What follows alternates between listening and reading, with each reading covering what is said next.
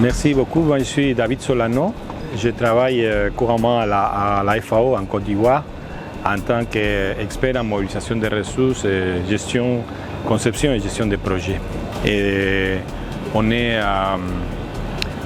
très intéressé par toutes les innovations en milieu rural,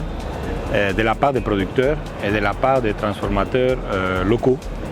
Et on a voulu faire cet atelier pour montrer justement deux de ces protagonistes ivoiriens qui ont percé et qui ont réussi même à être primés au plan international par la qualité de leurs produits, que ce soit le cacao, que ce soit le chocolat transformé à partir de ces cacao.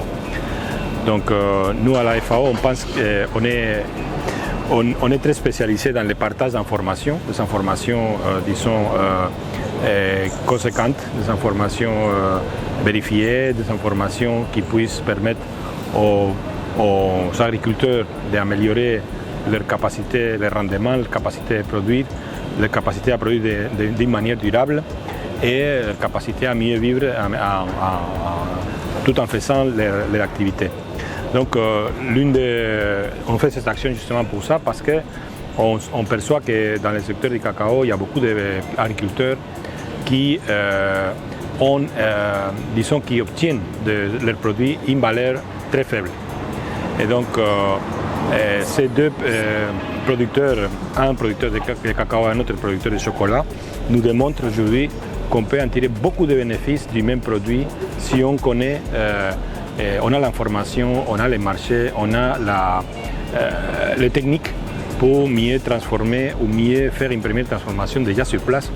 pour vendre, au lieu de vendre les fèves, par exemple, pour vendre le cacao déjà torréfié. Ils sont en train de faire un projet avec des femmes des zones de production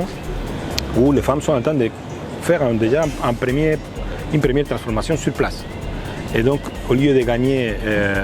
ce que leurs maris vont gagner avec ou elles-mêmes avec eux en vendant la fève, s'ils font la torréfication de la fève, elles sont en mesure d'obtenir 3 ou 4 fois les prix qu'ils auraient obtenus en vendant juste la matière première comme ça. Donc ce sont des innovations et puis ça c'est en termes de transformation locale,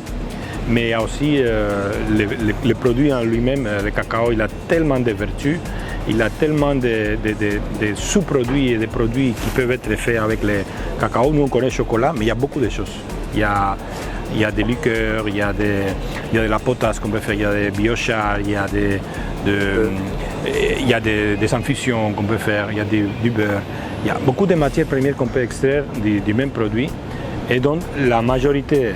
pour ne pas dire la majorité des planteurs, ils méconnaissent ça. Donc il faut que nous-mêmes on s'efforce, nous qui sommes pourvoyeurs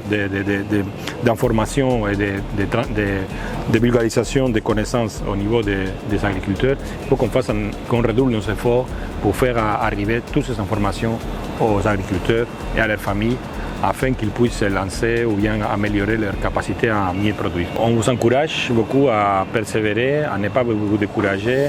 et à vraiment regarder le développement durable dans l'esprit de partage d'informations et de démocratisation de l'information, c'est-à-dire il faut arriver à tout le monde, il faut décliner les messages en fonction des savoirs, en fonction des capacités. Et ce n'est pas tout le monde qui comprend les scientifiques quand ils parlent, donc il faut faire des messages ciblés aux différents publics. Et pour ça, vous pouvez faire des émissions plus scientifiques ou des émissions plus terrain, même en langue. Vous pouvez faire des émissions en langue qui vont permettre à tout le monde